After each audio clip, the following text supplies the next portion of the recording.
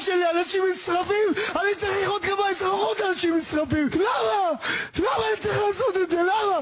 מה קורה לכם? מה קורה לכם? טפלו בנו כבר. זעקת הלומי הקרב הגיעה היום לכנסת. 20 נפגעי נפש שמו קץ לחייהם בגלל שלא היה מענה והייתה הזנחה קשה של המשרד.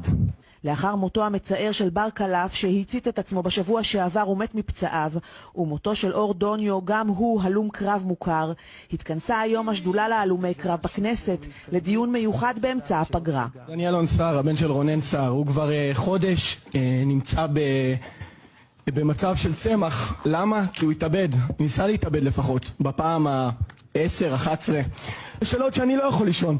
אם אתם רוצים, יש לי פה סרטון של אבא שלי תולה את עצמו מול אגף השיקום כדי שיכירו בו. למה אני צריך לראות את זה? למה חייל בעזה שנמצא בפעילות צריך לקבל שיחות מאנשים שאומרים לו תפתח עכשיו את הפייסבוק, יש לייב, אבא שלך מתאבד. למה אני צריך לראות את זה? למה הם לא מקבלים טיפול? למה הם לא מקבלים טיפול? למה המשפחות לא מקבלות טיפול? למה אני צריך...